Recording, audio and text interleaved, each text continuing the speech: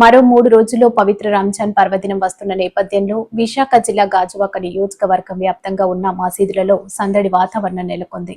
మరో 3 రోజుల్లో పవిత్ర రంజాన్ పర్వదినం వస్తున్న నేపథ్యంలో విశాఖ జిల్లా గాజువాక నియోజకవర్గ వ్యాప్తంగా ఉన్న మసీద్లలో సందడి వాతావరణం నెలకొంది.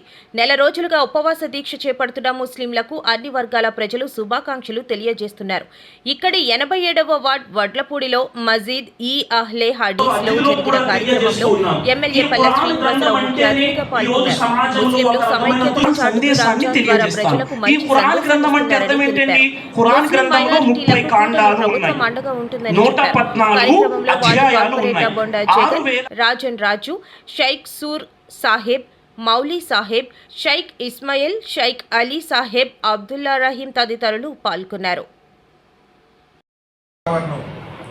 ప్రపంచ శాంతి కోసం, అందుకే మనం రంజాన్ మాసం అంటేనే ప్రపంచ శాంతి కోసం చేస్తున్నటువంటి పూజగా మనం భావిస్తాం.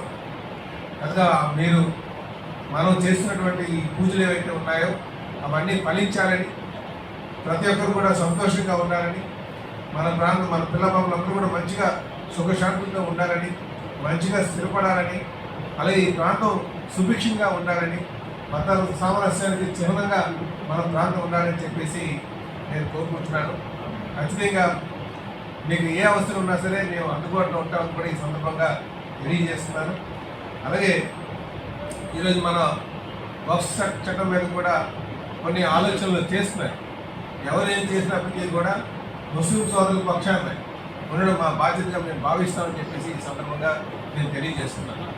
ఇదే కాకుండా మనకి మన ఆస్తులు పరిరక్షించుకునే విషయంలో కానీ, మన అభివృద్ధి కార్యక్రమాల్లో కానీ మేము ఎప్పుడు కూడా మీకు అండగా ఉంటామని చెప్పేసి మీ అందరికీ తెలియజేస్తున్నాం.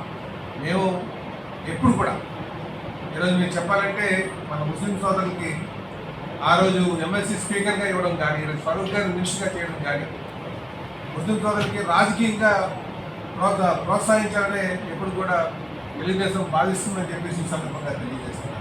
అలాగే మనం కూడా కేవలం మన బ్రతుకు చాలు అనే విధంగా కాకుండా మన పిల్లలు కూడా నాయకత్వం తీసుకునే విధంగా మనం ప్రోత్సహించాలని, ముఖ్యంగా మన పిల్లల్ని నాయకత్వం వైపు, రాజకీయ నాయకత్వం వైపు నడిపించేటట్టుగా మనందరూ కూడా పిల్లలను ప్రోత్సహించాలని, యువతను ప్రోత్సహించాలని కూడా ఈ సందర్భంగా తెలియజేస్తున్నారు. మన యువతకి ఏ అవసరం ఉన్నా సరే మేము అందుబాటులో ఉంటామని మరొకసారి మీకు పాటిస్తూ, మనం మీకు ఏది మంచిదైతే, ఏదైతే మేము మీ మనోభావాలకు అనుగుణంగా ఉంటామని చెప్పేసి కూడా ఈ సందర్భంగా